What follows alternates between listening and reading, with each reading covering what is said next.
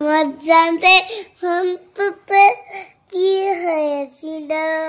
guys, welcome back to my new vlog.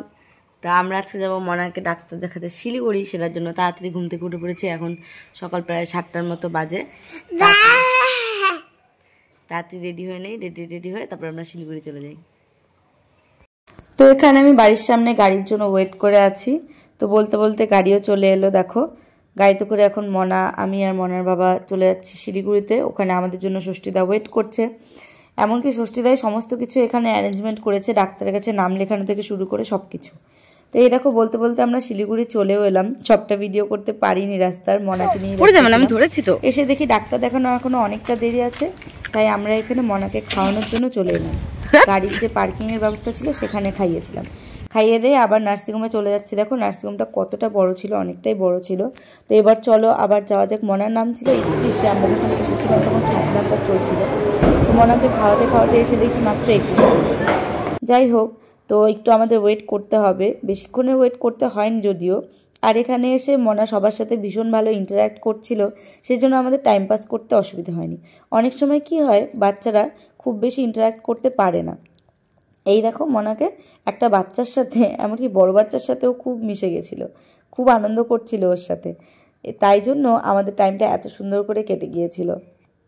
তো এখন আমাদের যেহেতু ডাক্তার দেখানো শেষ, আমরা ওষুধও নিয়ে নিয়েছি। এখন আমরা এখান থেকে চলে যাই। তুমি যে খেললে এতক্ষণ, টাটা করো।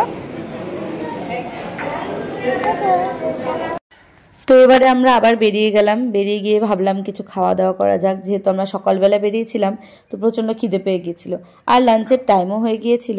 সেই জন্য আমরা এখন খেয়ে নেব। সেই জন্য আমরা কাছের একটা হোটেলে গিয়েছিলাম। হোটেলে গিয়ে ওখান থেকে আমরা দুপুরে খাবার দাবারটা শেষ করে নিয়েছিলাম।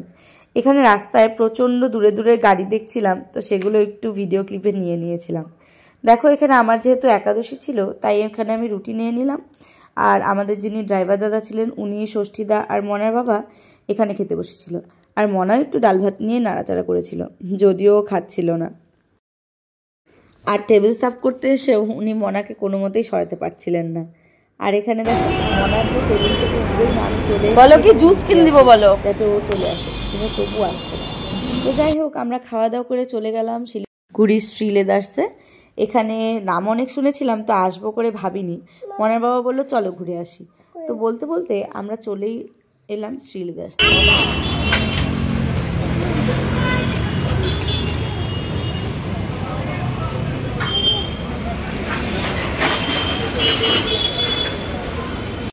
ও মাই গড, এখানে এসে তো হিউজ কালেকশন দেখে আমি পুরো পাগল হয়ে গেছি। কারণ আমি শুধু শ্রীলেদার্সের নামই শুনেছিলাম, কোনোদিনও শোরুমে আসিনি। দেখো কালো জুতোটা কি সুন্দর ছিল না? তো জুতো দেখে আমারটা তো দেখে নিলাম, এবার মনারটা দেখে নেই চলো।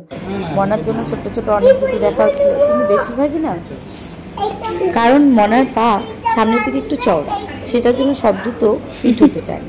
কিন্তু দেখো শুধু জুতোর কালেকশান এখানে কত সুন্দর সুন্দর। এখানের থেকে আমরা ভেবেছিলাম একজোড়া বুট জুতা নেব আর একজোড়া নর্মাল জুতো নেবো মনে। তো এখানে এই বুট জুতো জোড়া নিয়ে নিয়েছি, লাইট চলা। আর মনা এটা পরে তো খুলতেই চাচ্ছিল না, রীতিমতো আমাদের বাধ্য হয়ে এটা নিতে হয়েছে। তো শপিং শেষে আমরা বেরিয়ে এলাম শ্রীলেদার্স থেকে। এখন আমরা ভাবলাম চলে যাব। মাঝখানে একবার ভেবেছিলাম ছোটো মামার বাড়িতে যাব, বাট যাওয়া হলো না সময়ের কারণে, কারণ 4টার মধ্যে ওদের অফিসে ফিরতেই হতো। সেই জন্য একটু মনটা খারাপ লাগছিল। আর শিলিগুড়ির সমস্ত রাস্তা দেখতে দেখতে ফাইনালি বাড়িও চলে এলাম। এসে দেখি মনার বাবা আমার জন্য চাউমিন এনে রেখেছে। That's so sweet of him. তো এখন চাউমিনটা খেয়ে নিই। চাউমিনটা খেতে খেতে তোমাদের সাথে আবার পরে কথা বলছি। Okay, so bye. I hope you guys like the video. তো এখন আমি মনাকে নিয়ে একটু রেস্ট করবো, যেহেতু রাত অনেক হয়ে গেছে। তো ঘুমিয়ে পড়বো। এখন আমরা চলে এসেছি চাউমিন খেয়ে, আমার একদম পেট পুট সব ভর্তি। Okay, so bye for now. Next ভিডিওতে আবার দেখা হচ্ছে। টাটা।